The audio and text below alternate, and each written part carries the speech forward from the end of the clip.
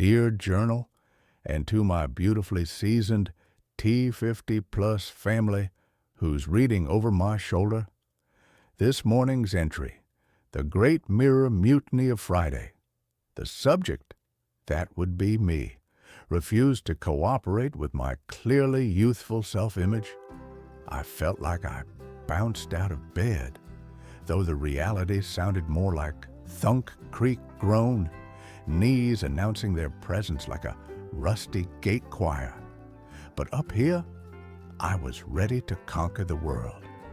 Meanwhile, the reflection in the mirror looked back at me and said, "Sir, I believe you have the wrong address."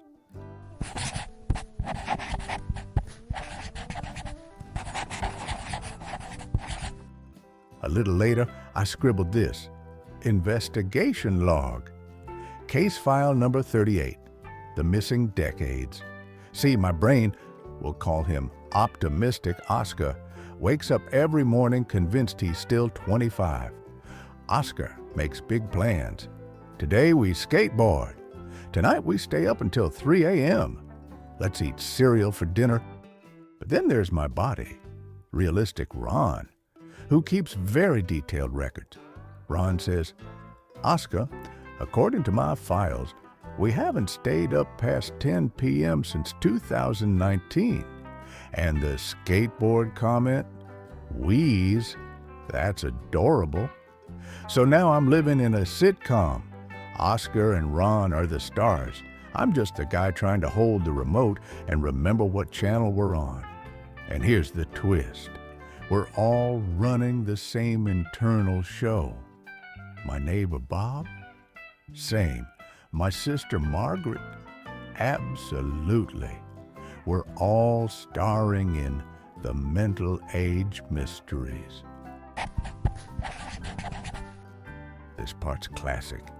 I walked into the bathroom like it was a business meeting. "Good morning, handsome," I said to the mirror, full of confidence. Record scratch. The guy staring back, distinguished, silver hair, laugh lines doing overtime, hands that look like they've built a few things and taken a few knocks. And I argued with him. "That's not right. I feel fantastic." The mirror, cheeky thing, showed me doing a little shoulder shimmy. And you know what? Even with the silver streaks, I looked pretty darn good doing it. Maybe that reflection isn't filing for retirement. Maybe it's just updating its resume. I paused today, looking at an old photo of me from my 20s. Not to mourn anything, just to smile. That kid had no clue how good the next chapters were going to be. He thought it was all downhill after 30. Poor guy. Turns out the view gets better with altitude. You know what I've discovered from talking with all of you? We're all undercover young people. We're walking around in seasoned bodies, yes. But inside, we're still the ones who get excited about ice cream trucks and feel like rebels when we stay out past 9. Linda, 64, messaged me. "I still feel like I'm 30 until I groan getting out of the car. Then I remember I'm not." Frank, 59.